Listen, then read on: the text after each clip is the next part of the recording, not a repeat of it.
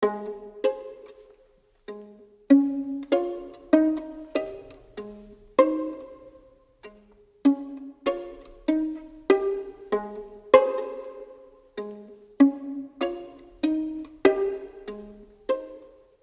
suis native de Compton. Je suis arrivée à Quaticook lorsque je me suis mariée. J'ai travaillé à la Barbiche plusieurs années. Après, j'ai eu mes enfants. Puis depuis ce temps-là, je suis à Quaticook. J'ai toujours cousu pour faire ma couture personnelle. Fait qu'à un moment donné, quand mes enfants ont commencé l'école, tout ça, je les ai toujours habillés, j'ai tout fait leur linge, tout. Ça fait que quand ils ont commencé, ils sont rendus au secondaire, ils ne voulaient plus que maman couche pour eux autres. Fait que là, maman s'est ramassée avec bien du tissu à la maison. Ça fait que là, elle s'est dit, qu'est-ce qu'elle va faire avec tous ces tissus-là?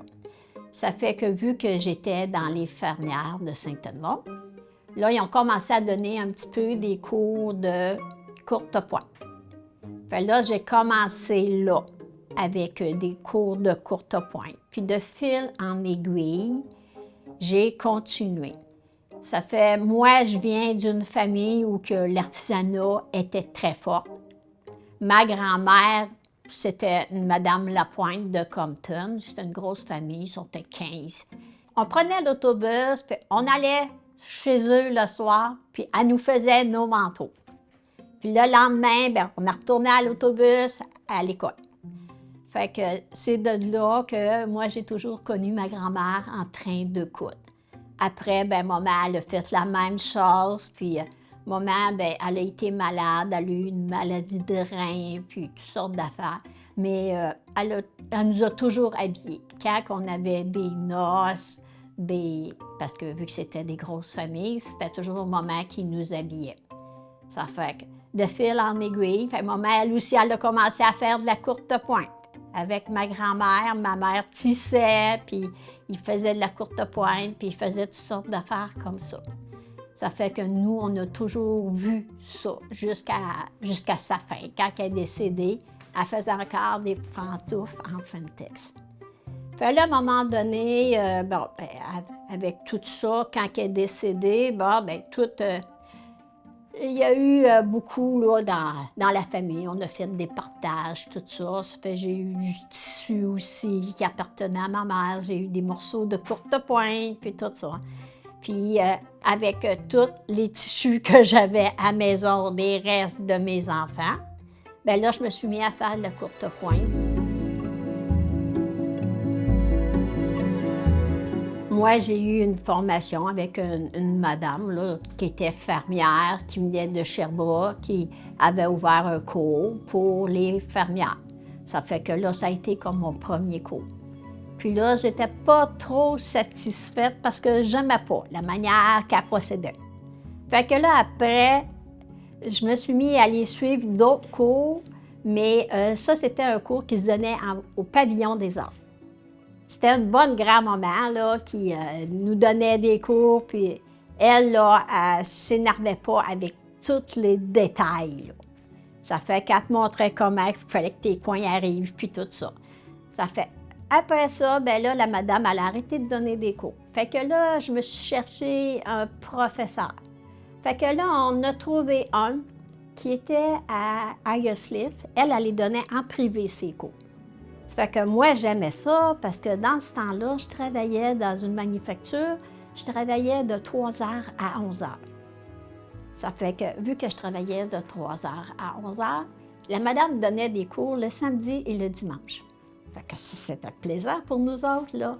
Ça fait qu'on pouvait y aller la fin de semaine. Ça fait qu'elle prenait pas plus que 2 élèves, puis elle nous montrait les cours là, personnels, là, quasiment. Là. Fait que si on ne comprenait pas, il disait « Non, ça ne rentre pas là, explique-nous-le comme il faut ». Là, on l'essayait avec elle, on faisait les échantillons, puis c'est de même que j'ai eu la grosse piqûre.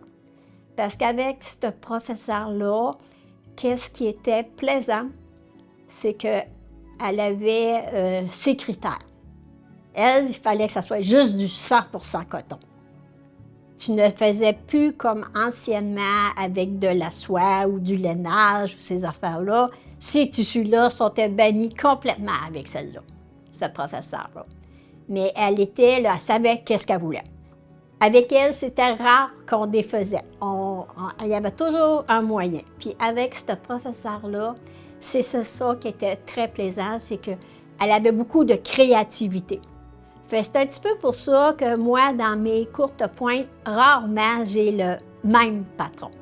J'ai souvent 4-5 modèles différents, de techniques différentes dans mes courtes pointes. Ça fait qu'on a appris et on s'est fait taper ses doigts.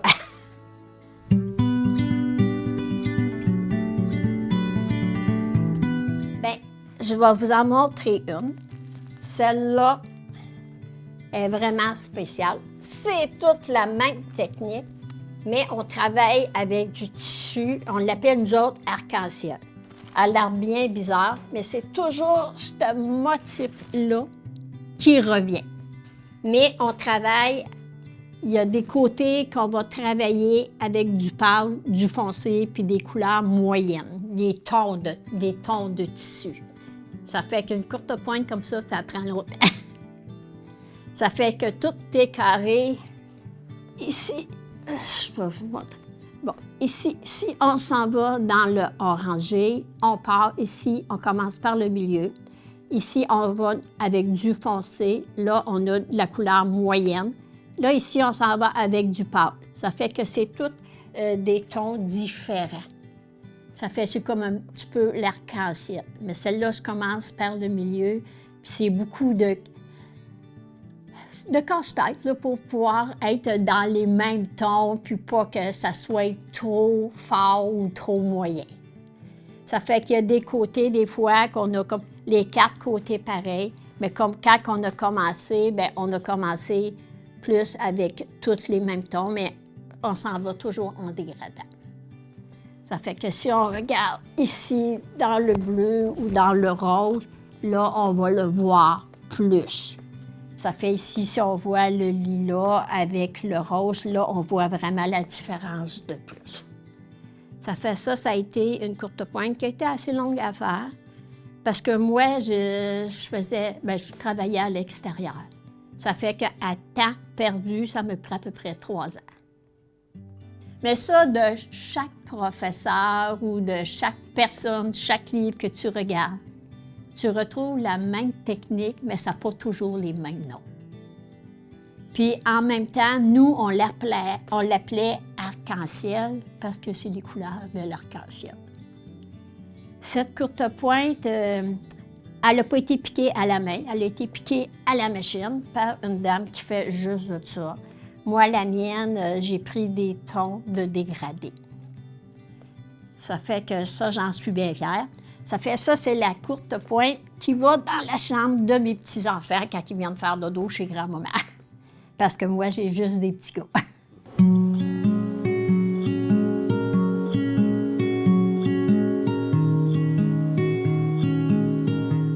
Là, ça en est une qui est différente des autres.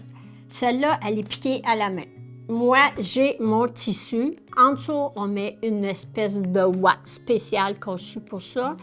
Normalement, l'envers, c'est du coton. Les vraies courtes pointières, c'est toujours du coton. Mais moi, je la voulais plus douce. Ça fait que j'ai pris un genre de molleton. Ça fait que si on regarde en arrière, on peut le voir là, assez là, à l'œil. Mais ici, moi, je la voulais un petit peu plus spéciale que les autres. J'ai tout piqué mes oiseaux ici, là, tout ce qui est oiseaux sont tous piqués à la main. Tout le contour de mes motifs, ils sont piqués. J'en ai qui sont piqués en forme de cœur, en forme d'oiseau, j'en ai en forme de plume, j'en ai en toutes sortes de modèles. Pour piquer ça, on prend une aiguille. Souvent, on a un métier à piquer. C'est fait pour piquer des courtes pointes. Si on n'a pas des métiers à piquer, on prend des cerceaux, comme nos grands-mères avaient. Puis là, on va prendre notre tissu, qui est ici, on met un morceau de ouate et on met notre tissu de fond en arrière. Puis là, il faut que ça traverse tous nos tissus. Puis il faut faire des petits points. Normalement, au pouce, on devrait faire 10 points au pouce. Puis il faut prendre vraiment du fil à piquer. C'est un fil qui est un petit peu plus épais que le fil normal. C'est ça qui est le piquage. Puis il y a une manière qu'on rentre nos nœuds puis qu'on ferme tout ça pour pas que rien paraisse. Ça fait cette courte pointe-là. J'ai ici, qu'est-ce qu'on voit ici? Nous, on l'appelait le motif clôture. C'est ça et ça en réalité. Tout peut être différent, ça dépend des tissus qu'on prend. Là, moi, c'est mes tissus d'oiseaux que j'ai découpés dans mes restes. Ça fait qu'on le retrouve à plusieurs places. Fait qu'il y a beaucoup de compositions dans chaque courte pointe. Moi, mon modèle de base, c'était ça. Ça fait qu'on est loin là, de cette courte pointe-là. Mais ça, c'est toujours à chaque personne de le faire. Mais il y a toujours beaucoup de pratiques avant ça.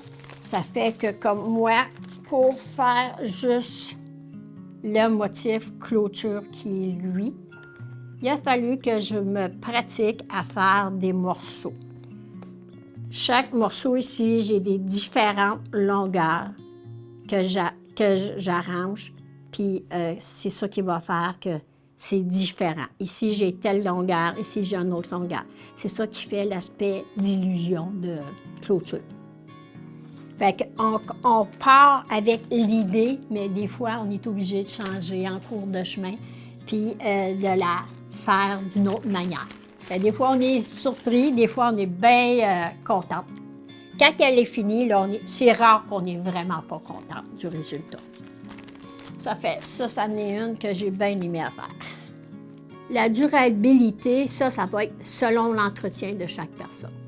Si tu la mets dans la laveuse à linge, c'est certain qu'elle va être usée plus vite.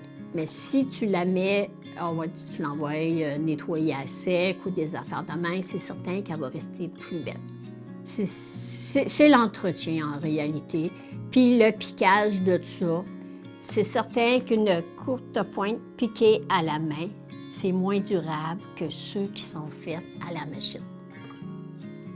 Pour le piquage. Le piquage, je les faisons rarement, ceux qui sont piqués à la machine.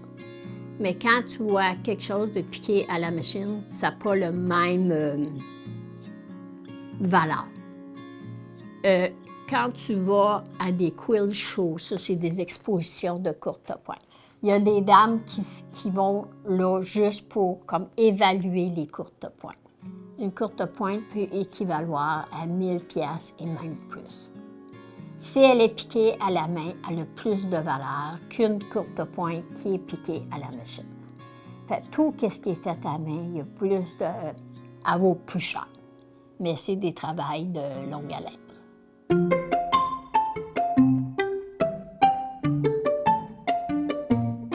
Puis de plus en plus, aujourd'hui, ils facilitent les techniques. Avant, on avait on appelle ça des 9 patchs. C'est comme des techniques, c'était 3 carrés par 3 carrés. Ça faisait comme un carré de 9 carrés.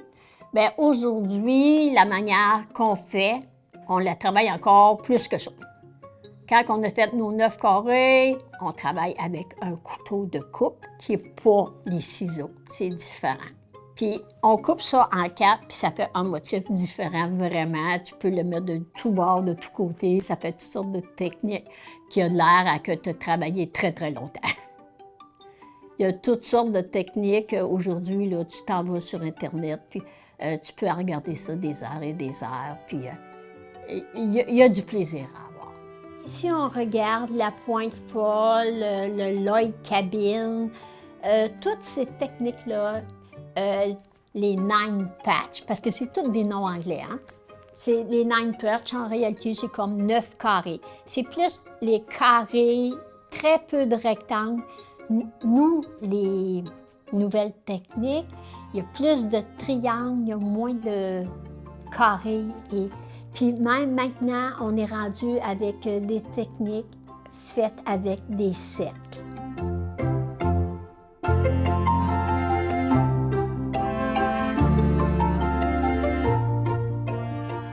Ma grand-mère, ma grand-mère Lapointe, elle avait une machine à coudre à pédale quand elle nous faisait nos manteaux puis tout ça. C'était vraiment spécial parce que nous autres, on ne connaissait pas ça, là. Ça fait que moi, ma mère avait une machine à coudre électrique. Ça fait déjà, on passait de plus en plus. Aujourd'hui, on est rendu avec les machines à coudre électroniques.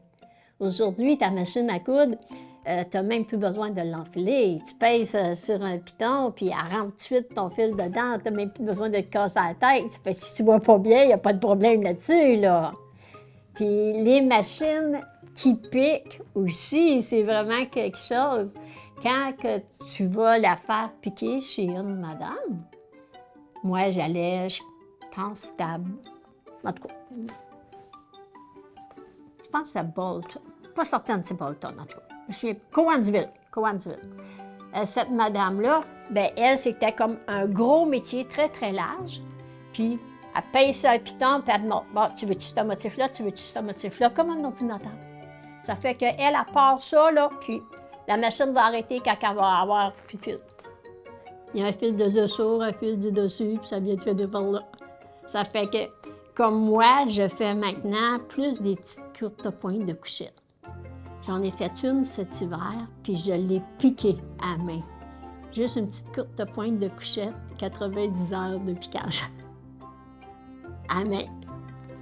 Ça fait que la madame, là, avec sa machine à coudre, est spéciale là, pour ça. C'est une machine à piquer. Elle, ça y aurait pas pris longtemps.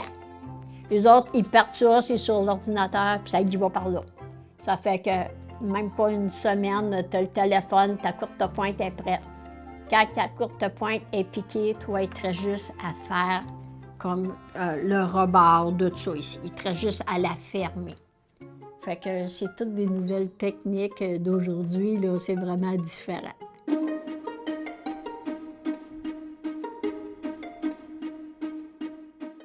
Ben moi, je trouve qu'on est rendu dans un monde de vitesse.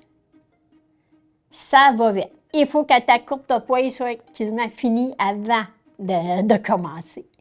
Ça fait que tu n'as plus de place, là, tu n'as plus le temps d'avoir du plaisir à confectionner ta courte pointe. Si tu es là, puis tu te casses la tête, tu te couches le soir, puis tu te dis, bon, ben là, je suis rendu là, j'ai pas assez de tissu. Comment que je vais faire pour la finir, cette Moses de courte pointe? Je veux l'avoir, là. Fait que là, il faut que tu penses au tissu que tu as chez toi, que tu pourrais prendre, puis tu pourrais le passer là-dedans. Fait qu'aujourd'hui, tu n'as plus beaucoup de place à ça, à improviser. Ça fait qu'aujourd'hui, c'est tout achète et jette. C'est ça qui est plate. Parce qu'une courte pointière, elle pourra...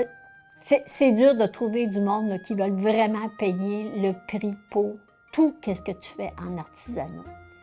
Le monde ne veut pas payer, puis ils ne comprennent pas l'ouvrage qu'il y a là-dedans. Parce que t'en mets des ouvrages. Moi, chacune de mes courtes pointes, j'ai quasiment pas loin de 3 ans d'ouvrage à temps perdu, là. Fait, moi, j'arrivais de travailler le soir, bien, je me changeais les idées, j'allais coudre. Je faisais un petit coin, fait ma courte pointe. Quand que moi, je fais ma courte pointe, je mets un grand drap blanc sur un mur. Puis là, je prends mes morceaux, on va dire ce morceau-là ici, je vais le mettre. Bon, celui-là, je sais que c'est mon central. Ça fait qu'à mesure que je la fais, j'épingle. Je la coupe pas tout de suite parce que je ne sais pas tout le temps là, comment que je vais avoir de tissu. Fait c'est là que l'improvisation embarque. Fait là, là-dedans, moi, j'ai des tissus de ma première courte pointe. La courte pointe que vous allez voir tantôt, on va retrouver ce tissu-là ici. On va retrouver d'autres tissus de d'autres courtes pointes que moi, je sais que je passe mes restes là-dedans. Ça fait qu'il y a toujours moyen de créer.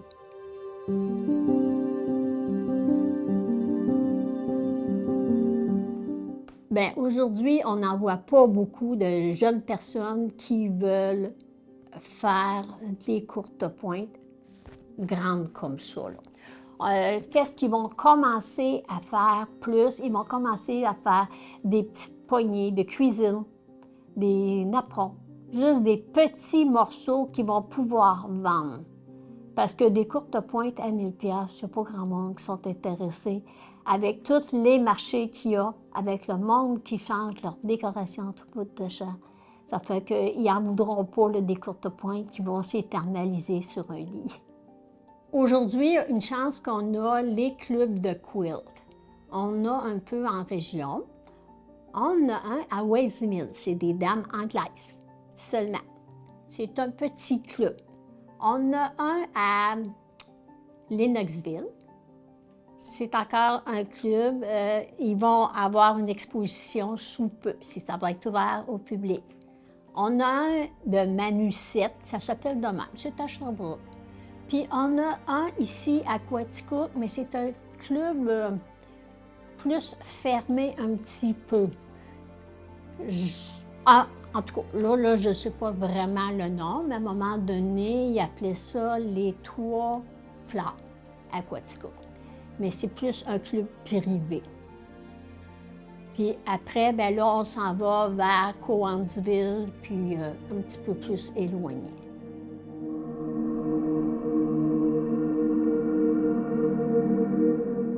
Moi, j'ai une crainte. C'est juste que je trouve ça triste de voir que d'année en année, on perd nos vieilles mains.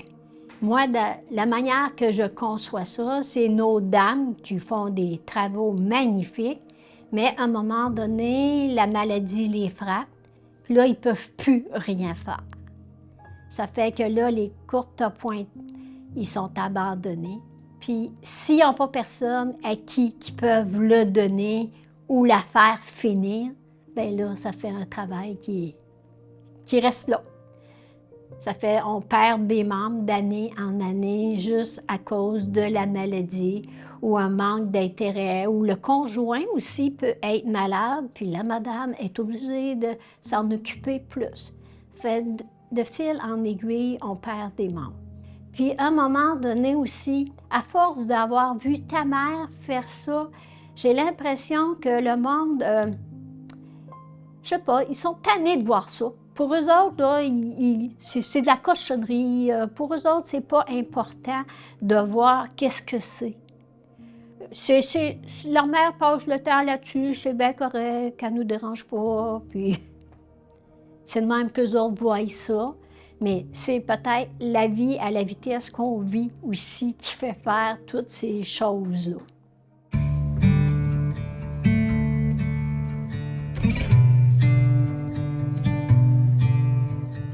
Parmi mes plus belles réalisations dont je suis le plus fière, à un moment donné, j'ai eu un décès dans ma famille.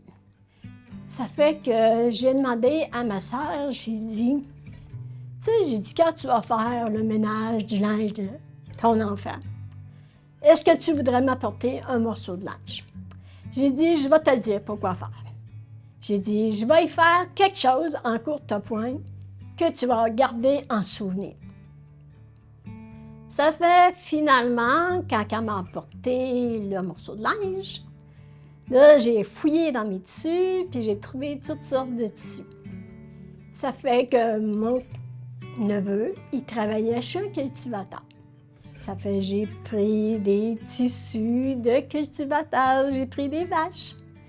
Puis là, à un moment donné, bon, ben j'ai dit, il me reste encore du tissu de ce linge-là. Ben, j'ai dit, je vais en faire d'autres. J'ai dit, je vais y faire des coussins. Finalement, je ne voulais pas faire ça trop gros. Fait j'ai fait des coussins. Fait que là, j'avais un beau tissu là, qui était turquoise avec des étoiles, puis tout ça. Ça fait, j'ai dit, ben, je vais prendre ce tissu-là. Ça fait, finalement, quand j'ai eu fini, j'avais fait 8 coussins. Ça fait que j'ai emporté ça à ma sœur.